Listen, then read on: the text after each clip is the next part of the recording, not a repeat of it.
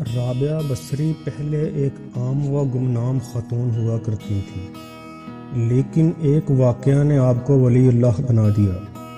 وہ واقعہ تاریخ میں یوں ہے کہ ایک دن آپ کا گزر ایک کنویں کے قریب سے ہوا۔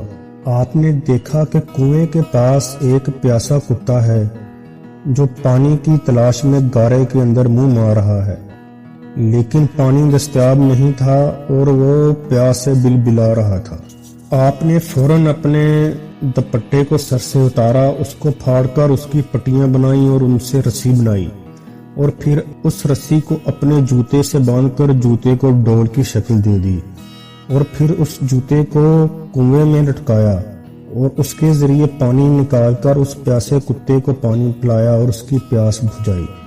اس کے بعد جب آپ گھر پہنچی تو اسی رات حضور صلی اللہ علیہ وآلہ وسلم کی زیارت ہوئی، اور انہوں نے آپ کو بشارت دیتے ہوئے کہا کہ اے رابعہ، تم نے اللہ تعالیٰ کی بے زبان مخلوق پر ترس کھایا اور اس کتے کو پانی پلایا، آج سے ہم نے تمہیں ولایت کا تاج پہنا دیا۔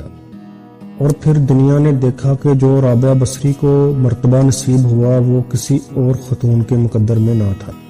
ایک دفعہ ایک نوجوان جس نے سرخ پٹی سر پر باندھ رکھی تھی حضرت رابعہ بصری کی خدمت میں حاضر ہوا اور عرض کی کہ میرے سر میں درد ہو رہا ہے، دعا فرمائیں۔ حضرت رابعہ بصری نے پوچھا کہ تمہیں یہ درد کتنے عرصے سے ہے؟ اس نے کہا زندگی کے 30 سالوں میں پہلی بار یہ درد ہوا ہے۔ حضرت رابعہ نے فرمایا تم نے ان 30 سالوں میں شکر کی پٹی تو کبھی نہ باندھی کہ شکر ہے میرے ایک درد نہیں، لیکن آج درد ہوا تو ساتھ ہی شکایت کی پٹی باندھ لی۔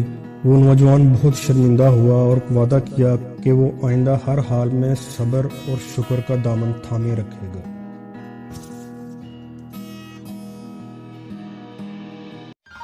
ایسی اور بہت سی دلچسپ اور معلوماتی مگر چھوٹی چھوٹی ویڈیوز دیکھنے کے لیے ہمارا چینل سبسکرائب کریں اور ساتھ میں بیل آئیکن دبانا نہ بھولیے گا۔